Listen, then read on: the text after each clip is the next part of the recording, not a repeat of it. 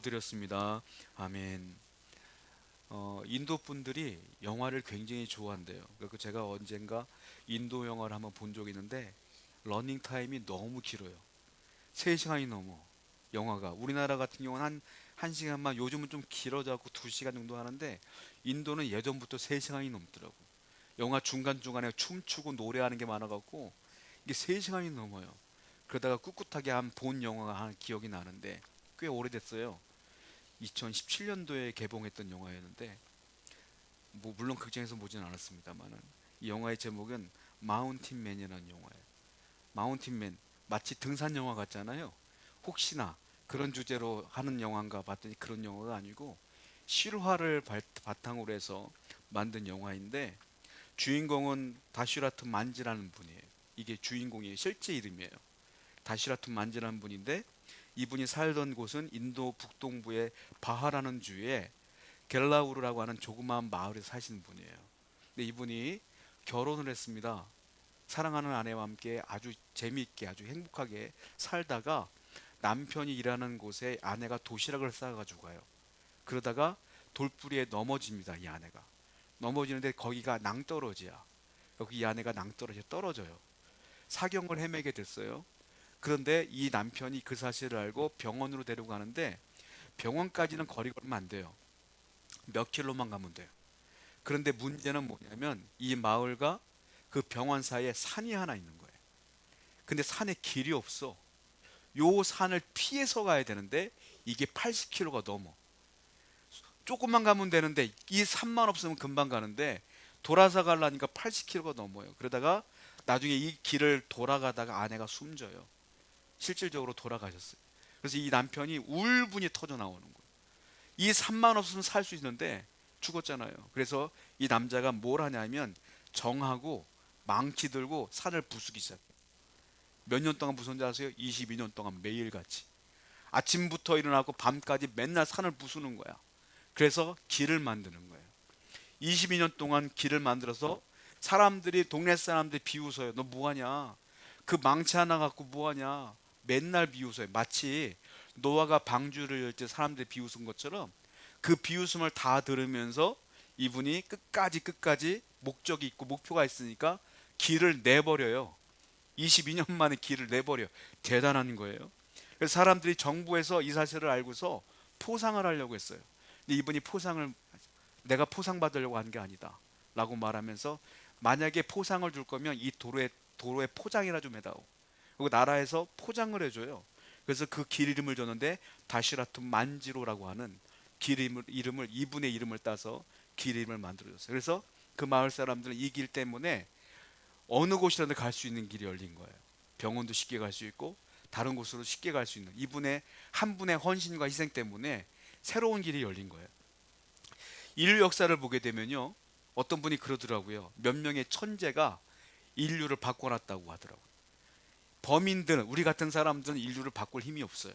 그 천재들은 비상한 머리로 그들이 이 세상을 바꿔놨다라고 말하는데 저는 그 말에 동의를 해요. 우리 같은 사람은, 저 같은 사람이 아무리 많아봤자 자동차가 만들어졌을까 고민해봐요. 안 만들어졌을 거야. 난 자동차 못 만들 것 같아. 막 그런 생각, 우주선 못 만들었을 것 같아. 그런데 어떤 천재들이 만들어낸 거겠죠. 이런 과학, 우리 가전제품 같은 것도 어떤 천재들이 개발을 했기 때문에 만들어진 거 아니겠습니까? 이 인류 역사는 그런 사람들이 만들었다는 거예요. 어떤 영웅적인 어떤 사람들 때문에 인류가 발전됐다. 새로운 길이 열린 것이다라는 거예요. 저는 그런데 이 인생 가운데, 인류 가운데 가장 위대한 길을 만드신 분은 예수 그리스도라고 생각해요. 왜냐하면 저와 여러분들은 가만히 있으면 죽을 수밖에 없는 존재들이에요. 우린 죄인이기 때문에 가만히 있다가 80평생, 90평생, 100세 인생을 살다가 죽으면 다 지옥 가는 거예요, 원래. 그런데 예수님이 이 땅에 오셔서 나를 위해 십자가에다 모든 죄를 짊어지시고 돌아가셔서, 내 죄를 짊어지시고 돌아가셨기 때문에, 그분이 6월절 어린 양으로 돌아가셨기 때문에 이제는 그분을 믿으면 우리는 구원받는 길이 열린 거예요. 새 길이 열린 거란 말이에요. 없던 길이 열린 거예요. 그분 때문에 우리가 살 수 있게 되었다라는 겁니다. 예수님이 공생애를 마치고 3년 동안의 공생애를 마치고 이제 십자가에 달려 돌아가실 때가 되었어요. 그래서 그분이 죽으려고 예루살렘으로 입성을 합니다. 그게 고난주일이에요. 돌아가시려고 죽기 위해서 예루살렘으로 들어오신 날이 오늘이라고요. 근데 사람들은 우리를 해방시키려고 오나 보다.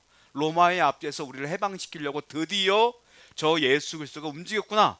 나는 착각 속에서 사람들이 종려나무 가지를 흔들어요. 환영한다는 거. 그래서 종려주일이라고 부르는 거예요. 그런데 원래는 예수님은 그러려고 오는 게 아니라 죽으려고 오시는 거잖아요. 그래서 고난이 시작됐다. 고난주일이라고 하고, 오늘부터 우리가 고난주일이 시작되고, 이제부터 돌아오는 월화수목은 성자가 붙어요. 성월요일, 성화요일 계속. 왜냐하면 고난주간이기 때문에. 그 성목요일과 성금요일 그날 돌아가시죠. 금요일날. 그 3일 만에 부활하신 날이 부활절을 우리가 지키게 되는 것입니다. 이제 주님께서는 우리에게 새 길을 열어주시기 위해서 오시는 거예요. 문제는 뭐냐면, 이게 얼마나 감사한 거냐면, 주님이 이 길을 열어주지 않으면 여기 있는 여러분이나 저나 하나님께 나아갈 수가 없어요. 방법이 없어. 그러니까 이것은 우리에겐 참 감사한 날이에요. 주님께서는 죄를 짊어지신 날이지만 내게는 참 감사한 날이라는 거예요. 자, 문제가 있어요. 원래 주님이 이 십자가를 지지 않았으면 문제가 생기는데, 하나님하고 나 사이에 담이 있단 말이에요. 나갈 수 없는 담이 있어. 그걸 뭐라고 말하면 죄라 그래. 죄가 있기 때문에 우리가 하나님께 나갈 수가 없어요. 성경을 한번 볼게요. 로마서 6장 23절 말씀입니다. 시작. 죄의 삭은 사망이요. 죄의 삭은 뭐라고요? 사망이라. 여러분들이 사망이라는 것은 내가 나이를 먹고 병에 걸리거나 사고로 돌아가시는 것, 그게 사망이라고 하는데, 육신의 사망 이전에 뭐가 있냐면 영적인 사망이 있는 거예요.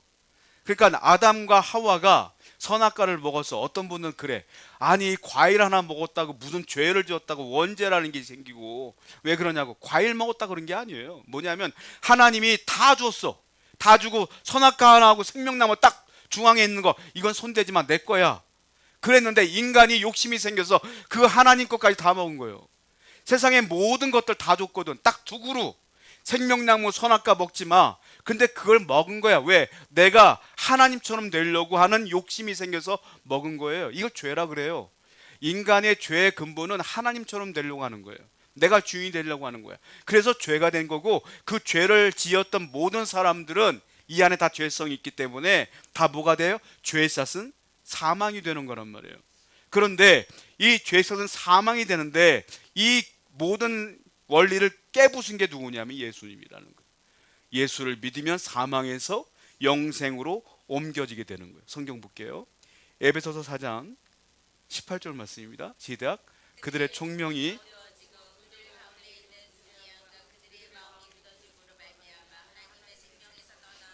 맨 마지막에 뭐라 했습니까? 하나님의 생명에서 떠나 있도다. 누가? 우리가. 하나님이 주시는 축복과 하나님이 주시는 생명에서 떠나 있는 거예요. 왜? 죄가 있으니까. 얼마나 안타까워요. 하나님이 우리에게 축복을 주시길 원하시고 생명을 주시길 원하는데 우리가 죄 때문에 떠나 있는 거예요. 모든 축복은 사람들이 착각하는 것 가운데 하나가, 내가 노력하면 이루어진다고 생각해. 노력하면 돈 벌 수 있겠죠. 노력하면 내 공무원에 합격할 수 있겠지. 노력하면 내가 어느 정도 성취를 할 수 있겠지. 그런데 그것이 다 축복이냐? 그렇지 않다는 거예요. 내가 어느 정도 기본적으로 할 수 있겠지만 진정한 축복은 누가 주는 겁니까? 하나님이 주시는 거예요. 성경에 기록되어 있어. 모든 좋은 것은, 모든 축복은 땅에서 오는 게 아니라, 사람에게서 오는 게 아니라 하늘에서 오는 거래요. 성경 보겠습니다. 야고보서 1장 17절입니다. 시작. 온갖 좋은 은사와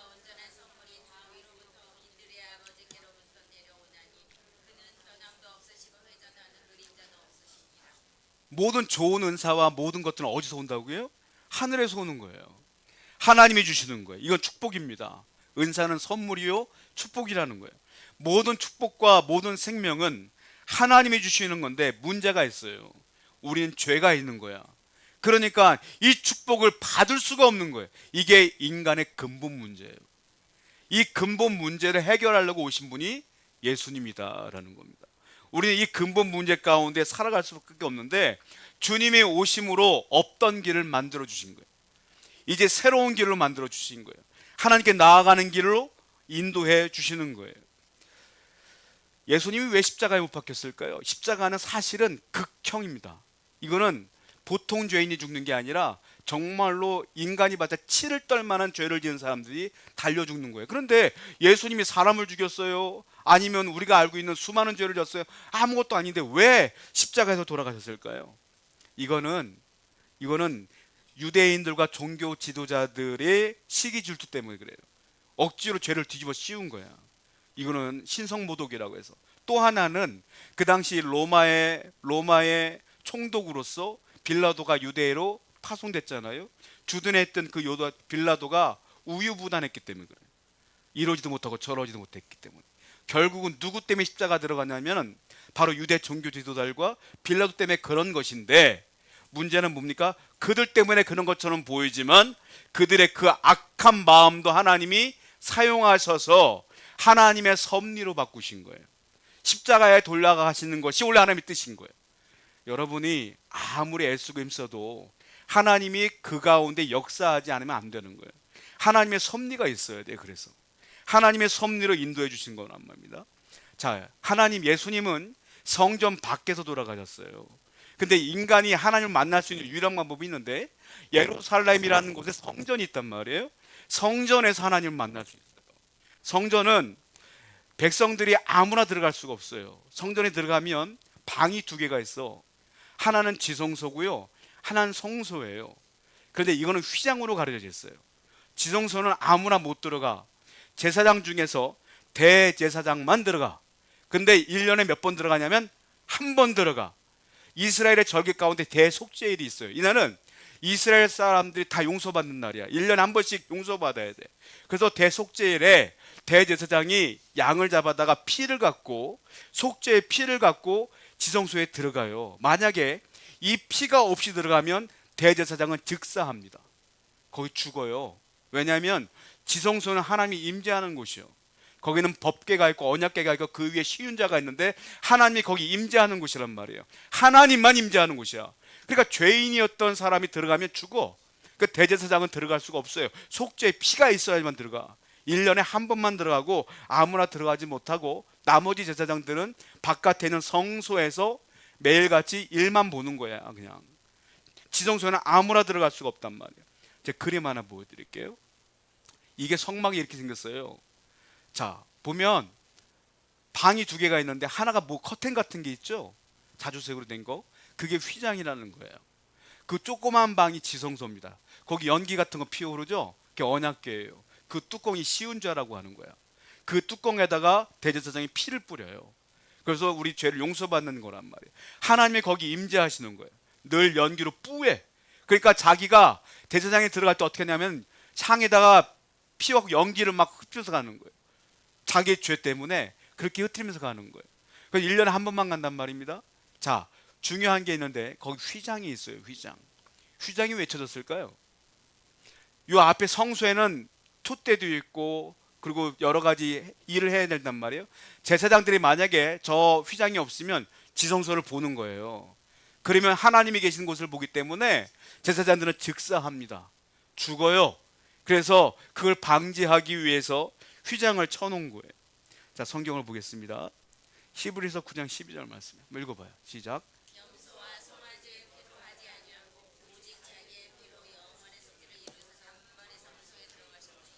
이제는 구약의 제사는 염소나 양을 잡아다가 피를 가지고 지성소에 들어갔단 말이에요. 근데 예수님이 십자가에 달려 돌아가심으로 이제는 뭐라고 합니까? 염소와 양의 피가 아니라 자신의 피로, 예수님의 피로 돌아가신 게 지성소로 들어가신 의미인 거예요. 예수님을 히브리서 기자는 뭐라고 말하죠? 대제사장이라 그래. 그러니까 대제사장의 역할을 하면서 본인의 피로 직접 갖고 들어가신 거예요. 이제는 앞으로 양의 피가 필요 없어. 염소의 피가 필요 없어. 이제 누구나 예수 그리스도의 피를 의지하면, 그 보혈을 의지하면 지성소로 나갈 수가 있는 거예요. 여러분, 우리 교회는 지성소가 있어요, 없어요? 없어요. 지성소가 어디냐면 하나님이 임재하는 곳이 지성소야. 여러분들에게는 지성소가 필요 없어. 이제는 여러분들의 가정이 지성소가 될 수가 있고, 여러분들의 학교, 직장, 사업장, 우리 교회 다 지성소가 될 수가 있는 거예요. 우리가 예수를 믿으면 그 분의 피로 뭐 할 수 있어요? 기도할 수 있어.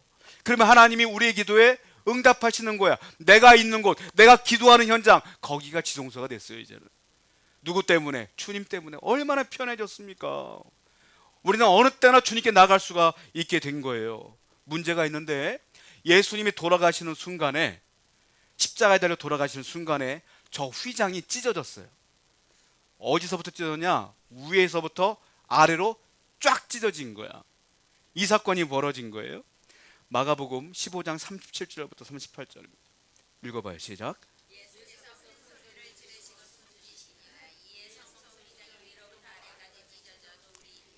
예수님이 돌아가시는 순간 휘장이 찢어진 겁니다. 어떤 분들은 그렇게 말해요. 예수님의 제자들이 몰래 가서 예수님이 죽을 때 휘장을 찢은 거 아니냐, 이렇게 말하는 분도 들은 적이 있어요. 여러분, 이게 가능합니까? 예수님이 돌아가시자마자 휘장이 찢어져야 돼. 지금이야 서로 핸드폰 들고서, 야 죽었냐? 죽었으면 빨리 말해. 죽었어? 야 지금 죽은 것 같아. 야 진짜 하면 가능하겠지만, 무전기가 있어요? 아니면 휴대폰이 있어요? 예수님 십자가 밖에 돌아가셨는데 어떻게 동시에 휘장이 찢어지냐고. 사람이 찢을 수가 있냐고요. 그리고 위에서부터 찢어졌다고 그랬잖아요. 휘장의 높이가 몇 미터인지 아세요? 10미터야 10미터 10미터에 누가 올라가시면 다 보이지. 10미터야. 그리고 두께가 얼마인지 아세요? 어른 손바닥 두께야. 제가 좀 두꺼운 편인데 손바닥이 제 두께야. 여러분, 일반 천도, 얇은 천도 못 찢어 잘. 여러분 옷 찢어봐요. 찢어져요? 근데 내 손바닥만한 두께에 휘장이 10m 정도 되는 휘장을 어떻게 찢어 사람이. 가위로도 안 잘려. 이거는 칼로도 몇 번 해 간신히 하나 흠이 갈까 말까 한다는 거예요. 그런데 이게 순식간에 찢어졌다는 거예요. 근데 이게 더 놀라운 게 뭔지 아십니까? 휘장이 찢어지면 뭐가 보이죠? 지성소가 보이죠. 그럼 그 성소에 있었던 제사장들은 어떻게 돼요? 지성소를 보는 거야. 그러면 자기들은 죽어 살아. 원래 죽어야 되는데 안 죽은 거야. 휘장이 찢어졌는데 안 죽은 거야. 이게 무슨 말이냐? 예수님이 돌아가셨다는 것은 이제 휘장이 필요가 없어졌다. 예수님이 돌아가심으로 말미암아 이제 주님께서 휘장의 역할을 다 감당하시고 육체가 찢어짐으로 너희들은 다 주님께 나갈 수가 있게 되었다. 이걸 의미하는 거예요. 하나님께서 그렇게 말씀하신 거예요. 그래서 지금 저와 여러분들은 주님께 마음 놓고 기도할 수가 있고, 어려울 때마다 힘들 때마다 담대하게 주님의 보혈을 의지하여 주님께 나아갈 수가 있는 거예요. 아무나 갈 수가 없어요. 주 예수를 믿는 자만이 가능하다. 우리에게만 주신 하나님의 특별한 은혜라는 거예요. 자, 히브리서 기자는 이렇게 설명합니다. 히브리서 10장 19절부터 20절이에요. 시작. 그러므로 형제들아, 성소에 들어갈 담력을 얻었으니 그 길은 우리를 위하여 휘장 가운데로 열어놓으신 새로운 무슨 길? 살 길이다. 이제 휘장을 찢어 놓으셨으니까 이제 그분의 보혈을 의지하여 나갈 수 있는 담대함이 생겼고, 이것이 내가 살 수 있는 새로운 길이다 라는 거예요. 얼마나 감사한지 몰라요. 바울은 너무 좋아서 또 이렇게 설명해요. 로마서 5장 10절입니다. 시작. 곧 우리가 원수 되었을 때에 이제는 하나님과 화목하게 되었다. 주님이 돌아가심으로 이제 원수된 나와 하나님 관계가 깨끗하게 정리가 되었고, 단절된 것이 연결되었고 화목되었다. 또 너무 기쁘니까 또 이렇게 설명해요. 로마서 8장 15절입니다. 시작. 양자의 영을 받았으므로 이제 하나님은 뭐라 불러요? 아빠, 아버지. 아람어로 우리가 애들이 아빠를 볼 때 아빠라고 부르잖아요. 아람어로 아버지를 요즘 유대인들도 아빠라고 불러요. 아빠랑 단어가 한국말과 똑같아. 성지순례 갔다 온 데 보면 깜짝깜짝 놀란대요. 길 가다 보면 누가 아빠 그런데, 보면은 유대인 아기가 유대인 아빠한테 아빠라 그러는 거야. 한국말하고 똑같대요. 아빠라고 부르는 거야. 우리가 하나님을 두려워 떠는 게 아니라 아빠하고 친근하게 다가갈 수 있게 된 거예요. 누구 때문에? 주님 때문에. 주님의 그 십자가의 보혈 때문에 이게 가능해졌다라는 겁니다. 여러분 생각해 보세요. 이거보다 큰 축복이 어디 있어요? 저와 여러분들은 육신의 죽음 이전에 원래 영적으로 죽은 자야. 우리가 육신으로 죽어버리면 지옥 갈 수밖에 없는 존재예요. 그런데 예수 그리스도께서 우리에게 살 길을 열어주신 거예요. 예수를 믿으면 산다. 그래서 우리는 믿어요 지금. 그래서 우리가 살 길이 열린 거예요. 이거보다 감사한 게 어디 있겠어요. 성경 보겠습니다. 잠언 14장 12절이에요. 시작. 어떤 길은 사람이 보기에 바르나 사람들은 자기 살 길을 자기가 만들려고 노력해요. 자기가 열심히 자기 살 길을 만들어. 근데 성경에 뭐라고 했어요? 어떤 길은 사람이 보기에 바르고 살 길처럼 보이지만 결국은 사망의 길이니라. 아무리 잘 살아도 결국 죽으면, 예수 안 믿으면 영원히 죽는 거예요. 그러니까 이 영원한 길은 주님 외에는 만드실 분이 없어요. 그러니까 저와 여러분이 살아있는 동안 예수 믿는 게 복이고, 여러분 주위에 있는 분들 살아계실 동안 예수 믿게 하는 게 왜 사명이라는 거예요. 이것만큼 큰 축복이 어디 있냐는 거예요. 그럼 구체적으로 새로운 길은 어떤 것이 있겠느냐라는 겁니다. 예전에 그 선교사님이, 어떤 선교사님이 쓴 책을 읽다가 제가 보면서 참 재밌다라고 여기 부분이 있는데, 아프리카의 오지로 선교를 가셨어요, 선교사님께서. 근데 이 마을에서 복음을 전하다가 저 마을로 가려고 했더니 아프리카는 다 밀림인 거예요. 다. 그러니까 길이 없어. 저 마을로 가려고 했더니 길이 없어. 어떻게 갈지 모르겠는 거야. 난감한 거예요. 저 마을 가서 복음을 전해야 되는데. 그래서 이쪽 마을에 있는 어떤 청년한테 혹시 저쪽 마을에 가는 길을 아느냐 물어봤더니 안다 그러더라는 거예요. 그럼 혹시 나를 안내해 줄 수 있겠느냐라고 말했더니 해줄 수 있다 그러는 거예요. 그럼 한번 나를 좀 안내해다오 했더니 이 청년이 알겠다고 하면서 칼을 하나 딱 들고 나오더래요. 밀림에서 이렇게 풀을 베는 칼이에요. 그 칼을 갖고는 쭉 가는데 이 사람이 길로 가는 게 아니라 밀림으로 들어가. 밀림으로 들어가더니 자꾸 뭘 베면서 가는 거야. 그러니까 선교사님 보실 때 이거 길이 아니야. 아무리 봐도 산에 가면 여러분들 사람들이 다니는 길이 있고요, 사람들이 안 다니는 길이 있어. 안 다니는 길은 티가 나고 사람들이 다니는 길은 티가 나. 아무리 봐도 길이 아닌데 이 친구는 풀을 베면서 가는 거야. 여기서 물어봤대요. 여기 길 맞냐? 그랬더니 길 맞다. 아니 길이 없는 것 같은데 왜 길이 맞다고 하냐? 내가 길을 만들고 있다 지금. 내가 가는 길이 길이고 내가 만드는 길이 내 길이다. 우린 다 각자의 길이 있다. 우리는 다 내 길을 위치를 내가 알고 있으니까 따라와라. 결국 갔대요. 여러분 이게 그분이 말하는 게 뭐냐면, 아 그렇구나. 내가 길을 모를 때는 길을 아는 누군가를 따라가기만 하면 되는구나. 여러분들이 영생을 얻는 길을 모르면 영생을 얻는 길을 가르쳐 주신 분만 따라가면 돼. 성경이 뭐라고 했어요? 주 예수를 믿으면 되는 거예요. 그 외에는 길이 없는 거야. 우리는 주님만 따라가야 된다는 거예요. 그것이 길인데 성경 보겠습니다. 예수님이 이렇게 말씀했어요. 요한복음 14장 6절입니다. 시작.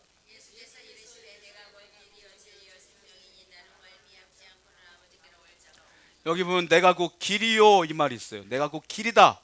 내가 곧 길이다. I am the way라고 했어요. 정관사 덜을 붙였어. 이게 무슨 말이냐면 나만이 유일한 길이다 이런 뜻이야. 두 번째 길, 세 번째 길이 없어요. 나만이 유일하다. 내 길만이 유일하다. 네가 구원받으려면 나만을 믿어야 된다. 주님이 우리에게 세 길을 열어주셨는데 세 가지예요. 1차선, 2차선, 3차선. 1차선, 2차선, 3차선을 잘 따라가면 은혜가 있는데, 첫 번째로는 지금 계속 말씀드린 것처럼 영생의 길을 만들어 주신 거예요. 우리가 영생할 수 없는 존재인데 영생할 수 있는 길을 열어주셨어요. 요한복음 3장 16절입니다. 읽어봐요. 시작. 하나님이 세상을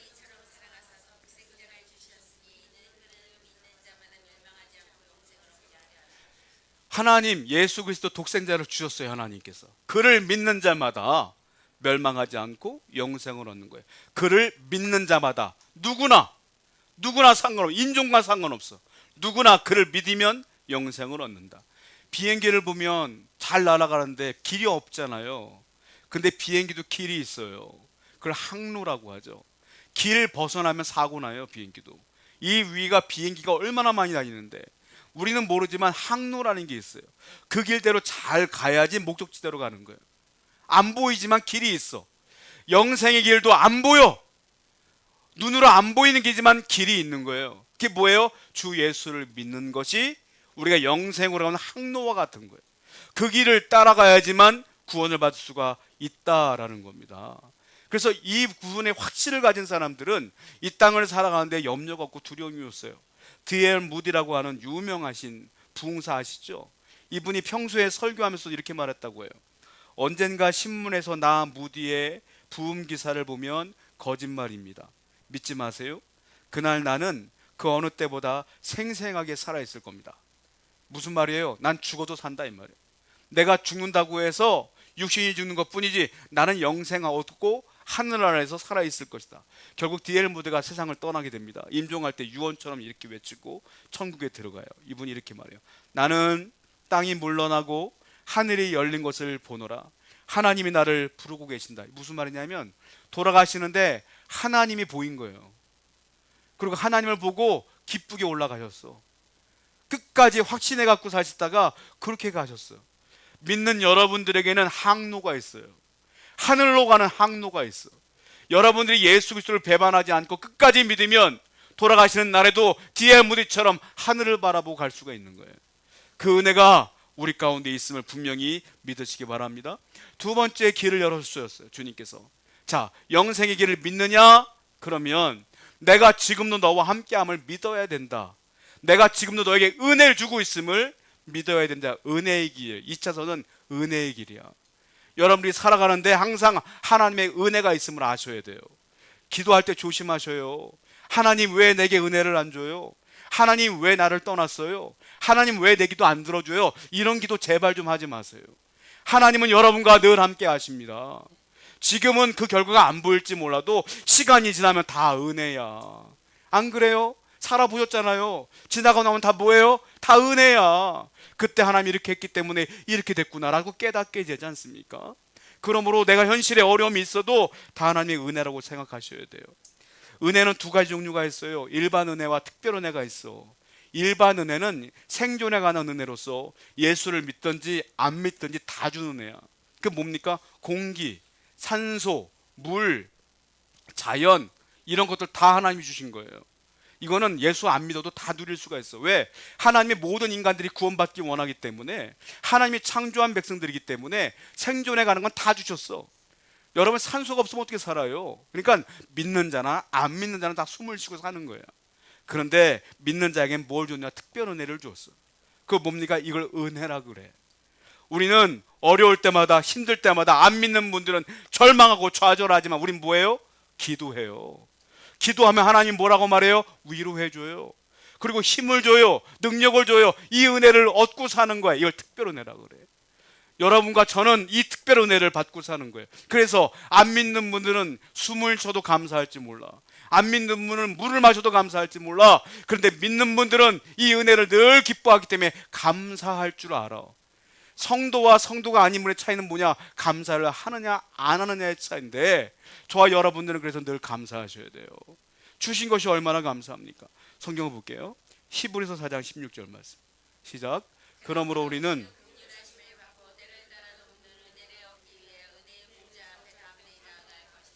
때를 따라 돕는 뭐요?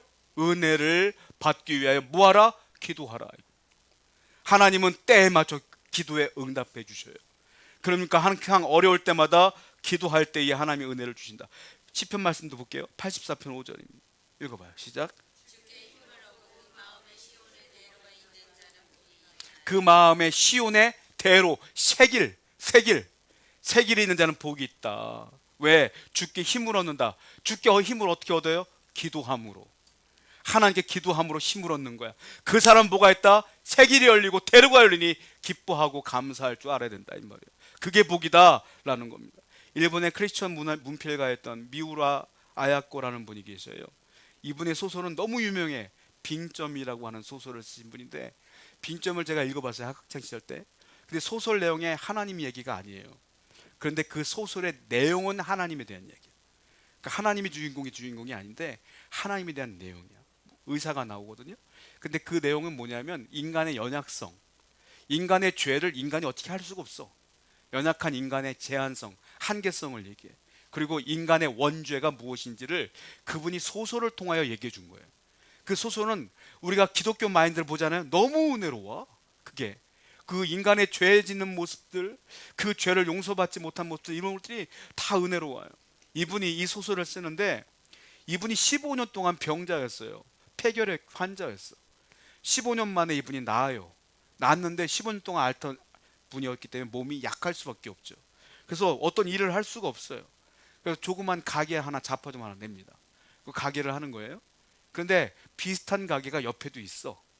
근데 옆에는 파리가 나는데 자기네 집만 잘 돼. 하나님의 은혜를 주신 거야. 잘 돼. 근데 이분이 이게 불편해요. 왜냐하면 옆에는 망해가는데 나만 잘 되는 게 은혜롭지가 않아.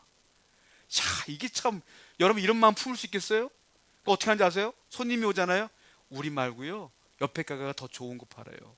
가세요. 옆에 가게가 잘 돼. 자기는 망해가는 거야. 근데 또 이걸 은혜로 받아. 어떻게 하는지 아세요? 아, 하나님이 시간을 주었네. 성경 읽어야지. 성경 읽어. 하나님이 시간을 줬네. 글 한번 써볼까? 해서 소설을 쓴 게 빙점인 거예요. 거기서 모든 걸 은혜로 받아들이는 거야. 하나님을 믿으니까 사람이 이렇게 폭넓어지고 깊어지는 거예요. 하나님의 은혜를 기억하시는 거예요. 그리고 이분이 소설을 쓰는데 인터뷰를 하지 않습니까? 상을 받아요. 나중에 상을 받고 인터뷰를 해요. 이분이 이렇게 말합니다. 내가 몸으로 전도할 수가 없어요. 몸이 약해서. 몸으로 전도할 수가 없어서 소설로 전도해 보리라고 생각을 했습니다. 그래서 당선되지 않더라도 이 소설을 누군가 심사위원을 읽어볼 거 아닙니까? 심사위원이 읽고 예수를 믿었으면 좋겠다는 마음으로 소설을 썼어요. 근데 이게 당첨이 된 거예요.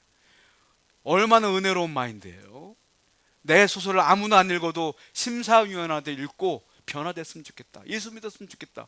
이 마음으로 그분이 그 소설을 쓴 거예요. 이분의 삶은 우리가 볼 때 병자고 몸이 약하고 가게도 잘 안 돼. 그런데도 어떻게 해요? 늘 감사로 살고 늘 은혜로 살았더니 하나님이 나중에 인생을 역전시켜 주시는 거예요. 여러분의 인생도 마찬가지예요. 하나님의 은혜가 없는 것처럼 보이지만 하나님의 은혜가 있어요. 분명히 믿으시기 바랍니다. 그러므로 늘 힘들 때 기도하실 때에 하나님이 역사하실 줄로 믿어요. 자, 그래요. 영생의 길이 열렸고 은혜의 길도 열렸어요. 그럼 마지막 내가 세상을 떠날 때에 영광의 길도 열리는 거예요. 이 길 또한 주님이 만들어 주셨다라는 겁니다. 성경을 보겠습니다. 로마서 2장 10절 말씀. 시작. 선을 행하는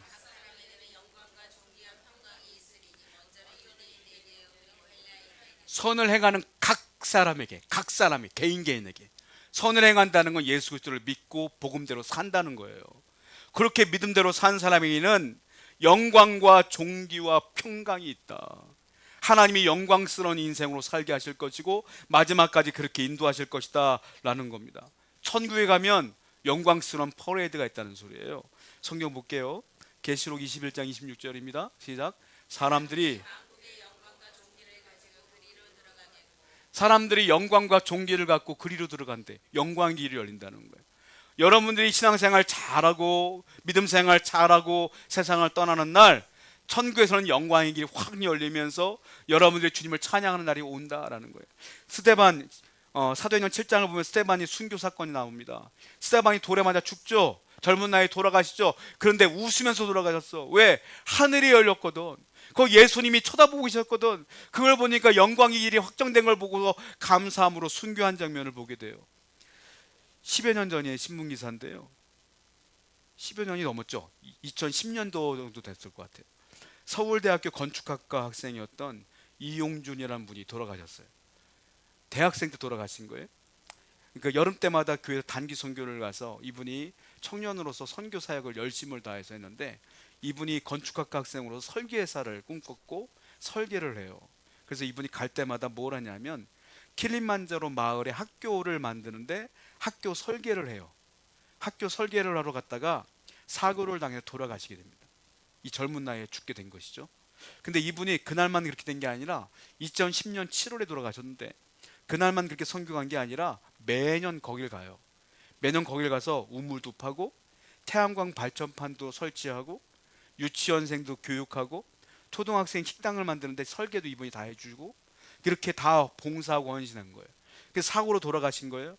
엄마가 아버지가 이 얘기를 듣고 그 땅으로 갔어요. 갔는데 그 킬리만자로 그 마을에 그 추장이 사정을 하는 거예요. 여기에 제발 이분의 묘소를 좀 만들어 달라고.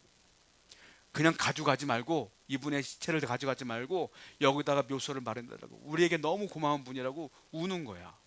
그래서 여기에다가 그분의 묘소를 만들어 줬어요. 나중에 이분이 서울대학교에서 명예졸업장을 받게 되고 과학기술부에서는 대한민국 인재상을 돌아가신 뒤에 받게 됩니다. 다른 사람들이 다 인정하는 거예요. 모든 사람들이 돌아가셨지만 죽었지만 그리스도의 복음을 위하여 선교하며 살다가 많은 사람들에게 모범이 되어주고 영광스러운 삶으로 바뀌어진 거예요. 여러분, 인생은 하나예요. 저와 여러분들은 하나의 인생을 사는 거예요. 어떻게 살래요? 나를 위해 살겠습니까? 먹고 마시는 데 집중하여 살겠습니까? 아니면 주님을 위하여 살겠습니까? 주님은 나를 위하여 이 땅에 오셨고 우리도 복음을 위해 살아야 되지 않겠어요? 살다 보면 영광이 나타날 것이고 살다 보면 주님의 은혜가 나타날 줄로 믿습니다. 기도하겠습니다.